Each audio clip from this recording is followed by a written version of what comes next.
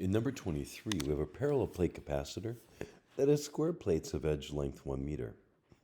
A current of 2 amps charges the capacitor, producing a uniform electric field between the plates.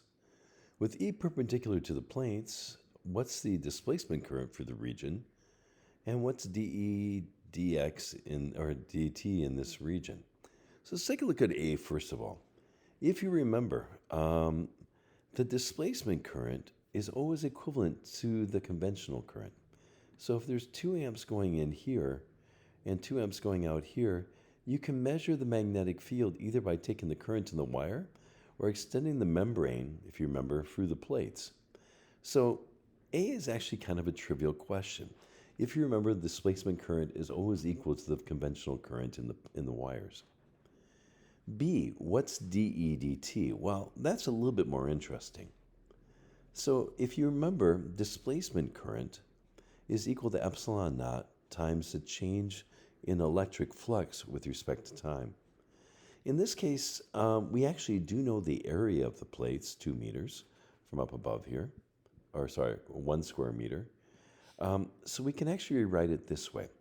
Remember, electric flux is electric field times area. In this case, the area is not changing with respect to time, just the electric field. And so I can actually move that outside. Plugging in our numbers, we know the displacement current is 2 amps.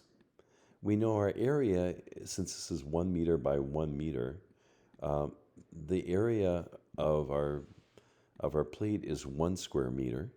We can actually solve for dE dt.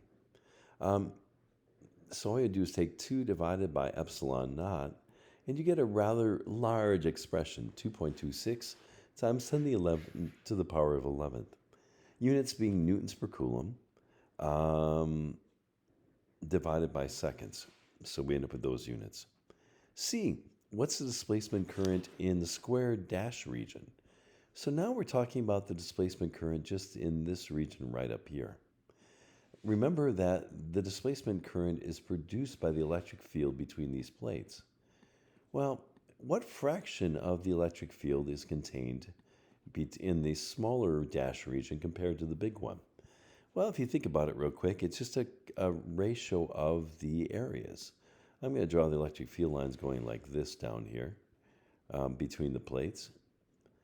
And most of you can sort of see, oh, wait a second. What fraction of the field lines are going to be contained inside of this?